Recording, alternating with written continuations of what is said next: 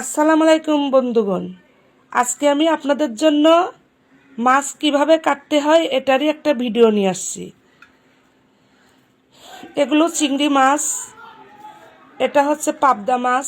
আজকে আপনাদেরকে চিংড়ি মাছ আর পাবদা মাছ কিভাবে কাটতে হয় এটাই আপনাদেরকে দেখাবো। চিংড়ি মাছ কাটতে বটি লাগবে না, এভাবে হাত দিয়ে সুরগুলো ছিঁড়ে নিব। এখান থেকে খোসাটা এড়াইয়া এভাবে লেজের মধ্যে চিপ দিলে এই যে মাছ কাটা হয়ে গেল। শুধু মাঝখানে একটুখানি খোসা থাকবে, কারণ না থাকলে মাছটা রান্নার পরে দেখতে ভালো লাগবে না। এতটুকু খোসা রাখলে মাছটা রান্না করে এখানে লাল হয়ে থাকবে, দেখতে ভালো লাগবে। এভাবে আমি সবগুলো মাছ কেটে নেব। আমি যেভাবে কাটতেছি ঠিক আপনারাও এভাবেই কাটবেন।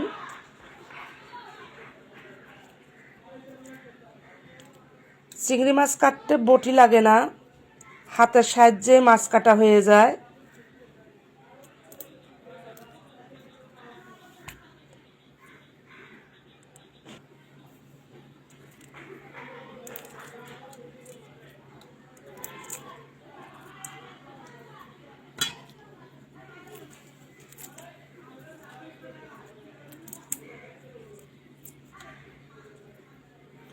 চিংড়ি মাছ কেটে নেওয়া হয়ে গেছে।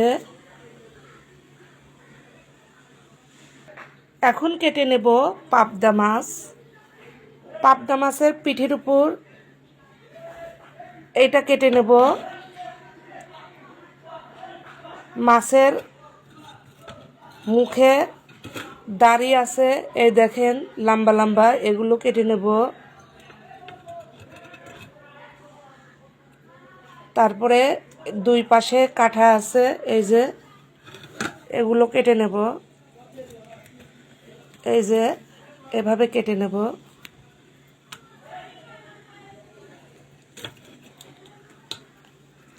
এবারে মাছের নাড়িটা বের করে নিব, মুখের এই চুপড়া সহ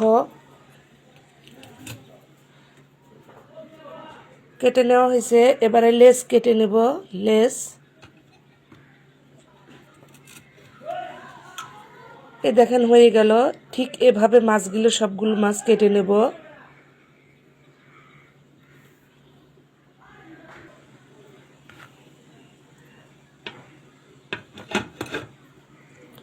মাছ কাটতে বটি ব্যবহার করতেই হবে, বটি ছাড়া মাছ কখনো কাটা যায় না।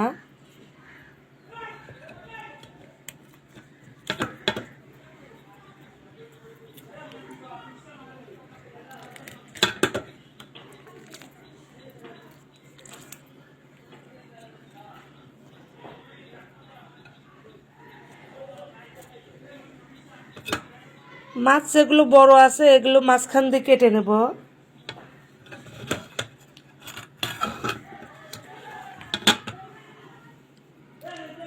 এই যে কেটে নিব।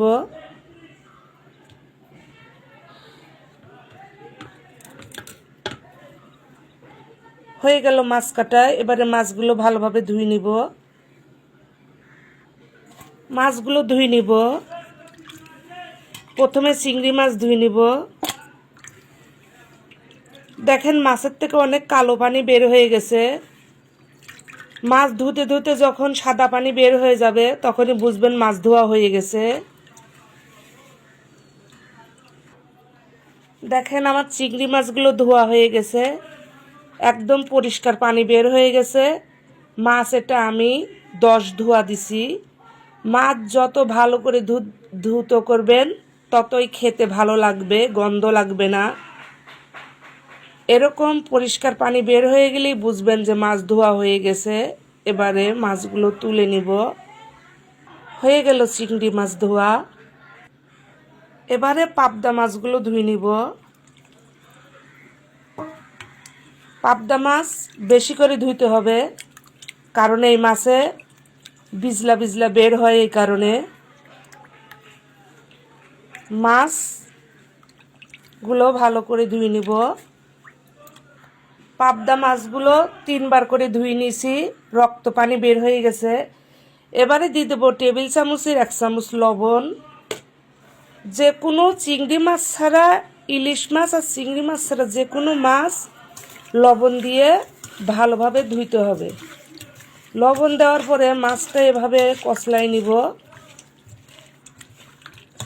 লবণ দিয়ে কচলা ধুই নেওয়া হয়েছে, দেখেন লবণ দেওয়ার পর মাছের থেকে কিভাবে কি পরিমাণ ময়লা বের হয়েছে।